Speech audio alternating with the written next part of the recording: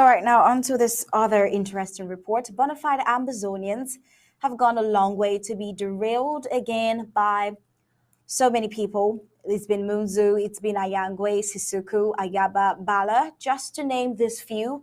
And time has confirmed that Dr. Common Sense, popularly called by Amazonians, that is Dr. Sacco, as the Joshua who came after Moses.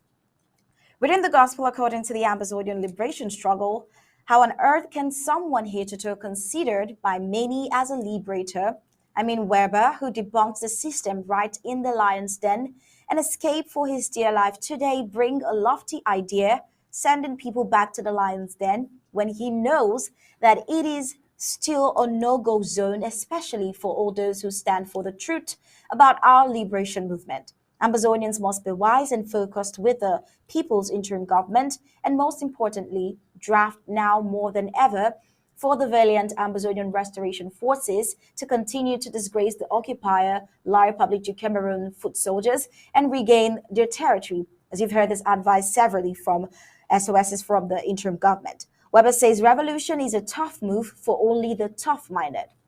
Weber says it's tough, but we all know that Dr. Samuel Ikome Sacco has made it look easy. But let's take a listen at his own video. That have worked for other countries perfectly. You take the revolution to the people. They organize themselves from the smallest villages to the largest cities. They start by forming revolutionary committees for liberation. And when you get that to every village level, and then from the village level to every council area, and then from every council area to the county level, you can actually now build structures all the way through to the national level. People who can sit down and plan and, see where their revolution is going and give advice to the various people who are, supporting the revolution. So that's exactly the kind of thing that can take us forward.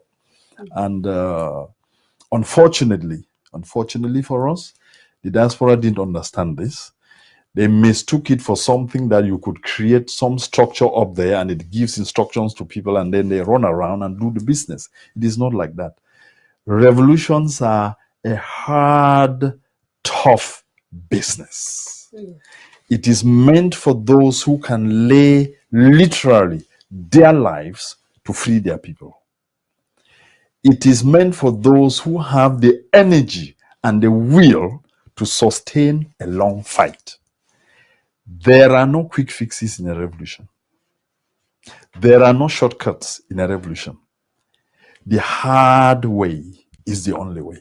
That's why I've been stressing that there is a revolution only in the homeland. In southern Cameroons, in Ambazonia, there's a revolution only in the homeland. There's no revolution in the diaspora. And the diaspora failed in that role because they assumed erroneously that there's a revolution going on out here. The revolution is in the homeland. Exactly. And what the diaspora is supposed to do would have been to come together to support the homeland to get what we all want. When people want freedom and move for it, whoever. Well, ABC Amba TV News takes the liberty to tell fellow Amazonian listeners, viewers, and everyone who has the liberation struggle at heart that the proposal of Honorable Wirba to take the revolution to the people is not really aimed at their safety. The Amazonian government in exile, it's aimed at killing the Amazonian government in exile and killing the struggle as well.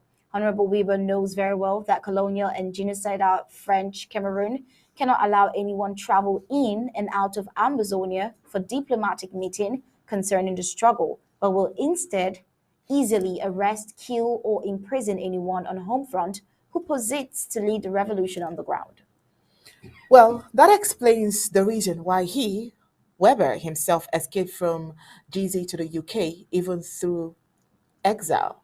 He's in total dishonest, or his total dishonesty continued to receive his parliamentary immunities from a system he criticized. Abdul Karim Ali, who thought he could fight the IG and make himself a GZ leader, is behind bars in Kondengi. Now, if Weber is sincere, let him cite at least one example of a bona fide Ambazonia who raises his or her head or his or her voice at the home front. Again, it's only ARFs, and that we know. Well, it's either you're silenced and teleguided at Kondegi if you were lucky that your body hasn't disappeared.